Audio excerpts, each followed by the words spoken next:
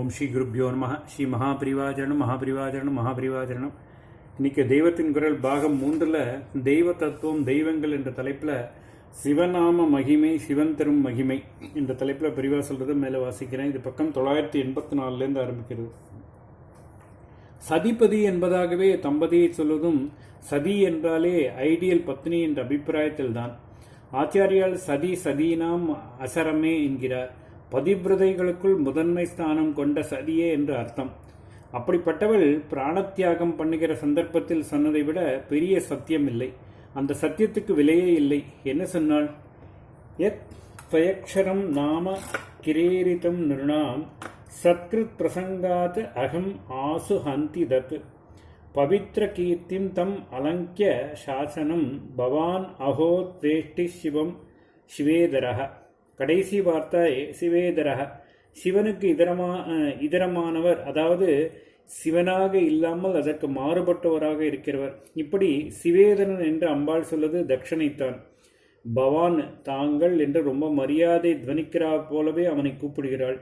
ஈஸ்வரனே தனக்கு மரியாதை பண்ண வேண்டுமென்று எதிர்பார்ப்பவனாதனால் பரிகாசமாக பவான் என்று சொல்லி அவனை சிவேதனன் என்கிறாள். இதில் நிரம்ப அர்த்த புஷ்டி இருக்கிறது. சிவ என்பதற்கு மங்களமாக சுபமாக இருக்கிற அத்தனையும் அர்த்தமாக சினானிம்களாக சமஸ்கிருத நிகண்டுவான அமரகோசரத்தில் சொல்லியிருக்கிறது. ஸ்ரேயசம் சிவம் பத்திரம் கல்யாணம் மங்களம் சுபம். அந்த சிவத்துக்கு இதரனாக ஒருத்தன் இருக்கிறான் என்றால் அவன் ஒரு ஸ்ரேயசம் இல்லாதவன், அமங்கள அசுபஸ்வரூபம் என்றுதானே அர்த்தம். அப்பைய தீட்சிதர் எழுதியுள்ள அத்வைத கிரந்தம் ஒன்றுக்கு பரிமளம் என்று பெயர். அத்வைதத்தை ஆட்சேபிக்கிற ஒருவர் இதற்கு கண்டனம் பண்ணி எழுதினார். இந்த விஷயத்தை அப்பைய தீட்சிதர் கேட்டவுடன் மூக்கை பிடித்து கொண்டாராம். பரிமளம் என்றால் நல்ல வாசனை, அதற்கு மாறாக ஒரு புஸ்தகம் என்றால் அதற்கு மூக்கை பிடித்து கொள்ளத்தானே வேண்டும். சிவம், அதாவது பரம மங்களம் பிடிக்காது என்ற தக்ஷன் பெருமைப்பட்டு கொண்டால் அவன் ஒரே அமங்கலனன், அகல்யாணன், அசுபமானவன் என்றுதானே அர்த்தம். தாக்ஷாயினி என்ற பெயரை தண்டனை என்று நினைத்தவள் தக்ஷனுக்கு சிவேதனன் என்று பெயர் வைத்தே தண்டிக்கிறாள். ஐயையோ, அஹோ, இப்படி சிவனை துவேஷிக்கிற சிவேதனாய் இருக்கிறாயே, ஒரு தப்பு கண்டுபிடிக்க முடியாமல் பரம பவித்திரமாயுள்ள கீர்த்தி பொருந்தியவர் அல்லவா அவர். பவித்திர கீர்த்தி, அவருடைய கட்டளையாயல்லவா சகல தேவதைகளும் தங்கள் காரியத்தை செய்கிறார்கள். யாரும் அவர் கட்டளையை மீறினதில்லையே. அலங்கிய சாசனம், நீதான் அதிசயமாக அவரை மீறி போக பார்க்கிறவன். இப்படியெல்லாம் அம்பாள் சொல்கிறார். இது ஸ்லோகத்தின் பின்பாதி. முன்பாதியில்தான் சிவநாமாவின் பெரிய பெருமையை சொல்கிறார். யத் தயக்ஷரம் நாம கிரீரிதம் நிருணாம் சத்கிருத் பிரசங்காத் அகம் ஆகஹந்தி. தயக்ஷரம் நாம, இரண்டே அக்ஷரம் உள்ள சிவநாமா பஞ்சாட்சரமாக, அதற்கு முன்னாடி பிரணவம் பின்னாடி நமக என்று சொல்லணும் கூட இல்லை. அவ்வளவு சிரமம் வேண்டாம். 2 எழுத்து சொன்னாலே போதும். சிவசிவ என்கிற தீவினையாளர் என்றுதான் திருமந்திரத்தில் கூட இருக்கிறது. பஞ்சாட்சரமாக சொல்லவில்லை. தேக்ஷரம் நாமகிரா என்றால் 2 அக்ஷரமுள்ள நமமான வார்த்தை. இந்த வார்த்தையானது மனிதர்களால் சொல்லப்பட்டால் நிருணாம் சரிதம், மனுஷர்களால் சொல்லப்பட்டால் எப்படி சொல்ல வேண்டும்? ஸ்நானம் பண்ணி மணி பண்ணிக்கொண்டு மூச்சை கீச்சை அடக்கி ரொம்பவும் நியமமாக சொல்ல வேண்டுமா? அப்பதெல்லாம் வேண்டியதில்லை. சத்கிருத் பிரசங்காத், ஏதோ ஒரு தடவை பேச்சுக்கு நடுப்புற எத்தனையோ அரட்டை அடிக்கிற போது சிவனை நினைத்து மனசை செலுத்தி புத்திபூர்வமாக அவன் பேர் என்று சொல்ல வேண்டியது கூட இல்லை. அகஸ்மாத்தாக ஏதோ பேச்சுக்கு நடுப்புற அந்த 2 எழுத்து வந்துவிட்டால் கூட போதும். சிவப்பு அரிசி வடாம் என்கிற மாதிரி எதையோ சொல்லிக்கொண்டு போகும்போது இந்த 2 எழுத்து வந்துவிட்டால் கூட போதும். இவ்வாறு அது அகஸ்மாத்தாக ஒரு தரம் சொல்லப்பட்டால் கூட என்ன பண்ணி விடுகிறது?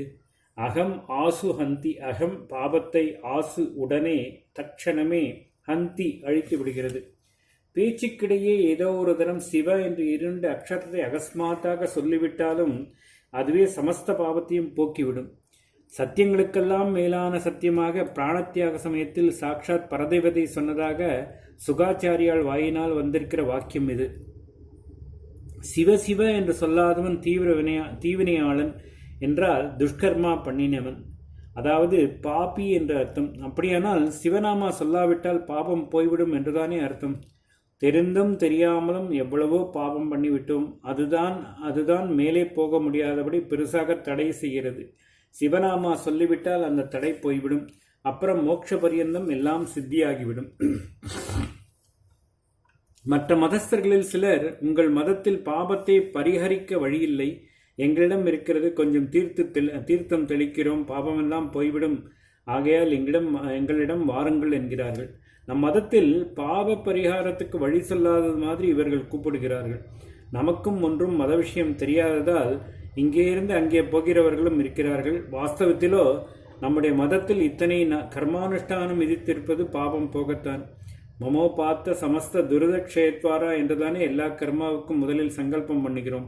துரிதம் என்றால் பாபம்தான். பக்தி மார்க்கும் பாபத்தை போக்கத்தான் பக்தி முதிர்ந்து பிரபத்தி சரணாகதியாகும். பகவான் கீதையை பூர்த்தி பண்ணும்போது, சரணாகதி பண்ணு, உன்னை சகல பாபங்களிலிருந்து விடுவித்து விடுகிறேன், சர்வ பாபேபியோ மோக்ஷயிஷ்யாமி என்று சத்தியம் பண்ணி தந்திருக்கிறார். அவரை நம்பாமல் நாம் இன்னொருத்தரிடம் போக வேண்டியதில்லை.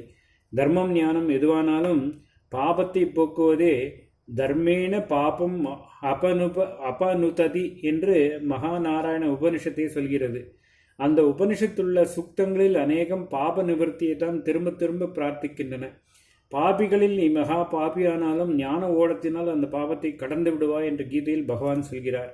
கர்மானுஷ்டானம், தர்மானுஷ்டானம், பிரபத்தி, ஞான சாதனை எல்லாவற்றையும் விட பரம சுலபமாக நாம் தெரிந்தும் தெரியாமலும் ஜென்மாந்திரங்களாக பண்ணியுள்ள பாபத்தை போக்கிக் கொள்ள இங்கே பாகவதம் வழி சொல்லிவிட்டது. சிவநாமோச்சாரணம் தான் அது.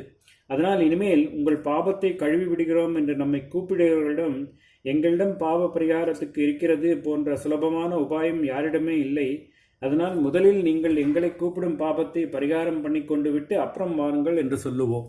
ஓம் ஸ்ரீ குருப்யோ நமः. ஸ்ரீ மகாபரிவாஜனம் மகாபரிவாஜனம் மகாபரிவாஜனம்.